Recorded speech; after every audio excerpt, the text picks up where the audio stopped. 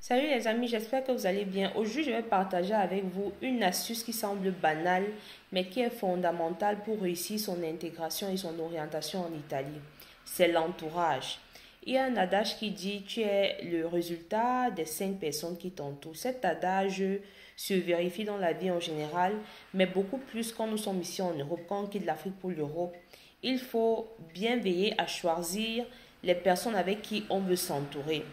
Si vous observez bien, quand vous regardez par exemple, vous allez vous rendre compte qu'il y a des personnes qui arrivent ici et tout, ils n'atteignent pas leurs objectifs, soit ils ne finissent pas les études, soit ils commencent les formations, ils ne finissent pas, ils dévient complètement de leur parcours. Quand vous allez regarder un peu ces personnes et vous observez les personnes qu'ils ont pour amis, les gens qui font partie de leur entourage, vous vous rendez compte que ils ont le même style de vie. Alors, tu vas avoir une personne qui est habituée à boire beaucoup, à aller beaucoup dans les fêtes. Cette personne va forcément marcher avec les personnes qui aiment ce style de vie-là, aller boire, manger, faire les fêtes. Tu peux pas être une personne qui aime par exemple t'éduquer, qui a pour lieu de distraction une librairie ou une bibliothèque et tu marches avec une personne qui est habituée à aller dans les fêtes et tout. Donc, l'entourage compte énormément dans la réussite. Et ici, je vais me focaliser principalement sur les étudiants. Beaucoup d'étudiants qui, parfois, en Europe, dévient de leur trajectoire estudiantine. C'est parce qu'ils ont choisi de marcher avec des personnes avec qui ils ne partagent pas les mêmes objectifs. C'est important de choisir sa compagnie parce que ton ami, en fait, va t'influencer. Si tu es une personne, surtout pour les hommes dans ce cas, tu ne peux pas arriver, par exemple, en Europe, en Italie, tu dis que tu vas étudier, tu commences à traîner avec les gens qui travaillent déjà, tu commences à traîner avec les gens qui ne connaissent pas le monde des études, les gens qui ne vont pas te donner les conseils qui vont t'aider en tant qu'étudiant. Parce que quand tu marches, par exemple, avec les gens qui étudient comme toi, il est facile pour toi de réussir parce que justement, vous vivez les mêmes réalités, vous avez des dates où vous devez donner les examens, vous devez valider pour renouveler vos documents. Donc, du coup, ça te fait être focus sur ce pourquoi tu es arrivé ici. Tu ne peux pas être étudiant et marcher avec une personne qui est déjà dans le monde du travail, qui passe le temps à fréquenter certains milieux. La personne t'appelle chaque temps, oui, on va ici, on va là. Ça va te dévier de ton objectif. Donc, comprenez que l'entourage en Europe est très, très, très fondamental pour réussir son intégration, pour réussir son orientation.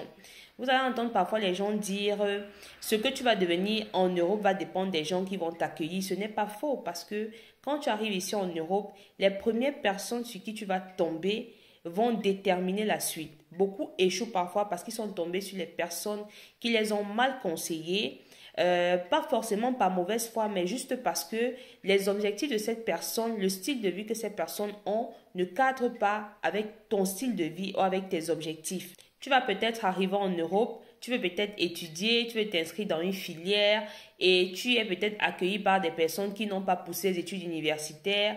Tu vas faire peut-être une filière et la personne va te dire non, il faut faire tel métier, voilà, moi c'est ce que je fais, ça donne de l'argent. Alors que toi en fait, tes études peuvent te pousser à plus haut, à construire une carrière, mais juste parce que tu es entouré de personnes qui font un type de métier, dans ta tête tu as l'impression que c'est le seul métier. Et c'est quelque chose que j'ai remarqué par exemple ici en Italie. Quand vous entendez par exemple beaucoup d'étudiants, notamment qui ne font pas les filières comme médecine et infirmerie, qui te disent non, il n'y a pas de travail étendu dans tel domaine, vous allez vous rendre compte que la majorité des personnes qui sont autour de ces gens, c'est les gens qui font un certain type de métier, aide-soignante, assistante domiciliaire ou je sais pas, technicienne de surface, ce qu'on appelle les policiers ici, et qui vont leur dire oui, pourquoi tu te déranges, moi je travaille déjà, le travail c'est le travail, alors que si par rapport à ton parcours d'études, tu t'entourais des étudiants qui font la même filière que toi ou même qui font d'autres filières, tu étais dans le réseau des étudiants, que ce soit africain ou italien, tu aurais découvert des formations, tu aurais découvert des astuces pour trouver le travail dans ton domaine. Il ne s'agit pas ici de dire, comme j'entends certains dire, il faut fuir la communauté. On entend dans certaines communautés, il faut fuir la communauté, on est très méchant entre nous. Je ne suis pas d'avis parce que, comme j'ai dit, l'Europe, c'est un terrain de crocodile, c'est vrai, mais il y a aussi beaucoup de bonnes personnes. Et vous devez avoir le discernement. Vous devez avoir le discernement. Vous devez observer les gens, observer leur style de vie, observer ce qu'ils font. La réputation aussi des gens va parler pour eux, parce que la réputation ne ment pas. Et là, vous saurez, est-ce que je dois marcher ou pas avec cette personne? Est-ce que cette personne va plutôt me dévier ou alors me pousser, me dévier de mon objectif ou plutôt en marchant avec cette personne, je vais atteindre facilement mon objectif.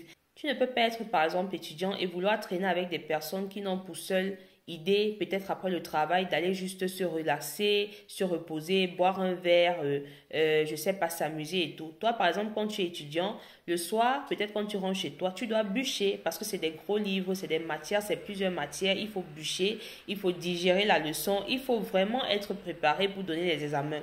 Alors, si tu traînes avec un type de personne qui ne comprend pas ton monde estudiantin, il sera facile pour toi, si tu n'as pas les pieds sur terre, de te dévier et d'entrer, de te retrouver dans un style de vie qui n'était pas le tien et de retrouver après que tu ne peux plus finir tes études. Beaucoup sont tombés dans ce piège ici en Europe parce qu'ils pensent qu'on marche avec les gens juste parce que oui, je suis arrivé quelque part, j'ai rencontré quelqu'un, il était sympa, on a échangé, on a ri, du coup c'est mon ami. L'amitié aussi se calcule, les amis. On choisit qui doivent être nos amis. L'amitié n'est pas un truc banal, surtout ici en Europe. Quand tu arrives, tu rencontres des personnes que tu ne connaissais pas déjà en Afrique. L'amitié n'est pas banale. On ne marche pas avec les gens en Europe juste pour marcher. Il faut marcher avec des gens qui ne vont pas te dévier de ton objectif. C'est ça le plus important. Ce n'est pas forcément de marcher uniquement avec les gens qui sont dans la même catégorie que toi. Si tu marches peut-être, étant étudiant, tu marches peut-être avec quelqu'un qui a travaillé, mais qui connaît le monde étudiantin, qui te donne de bons conseils, là vous pouvez être des amis. Mais si tu marches avec quelqu'un que tu te rends compte que le temps que tu passes avec cette personne t'éloigne de plus en plus de ton objectif, je pense qu'il est temps de t'éloigner de cette personne pour mieux te recentrer.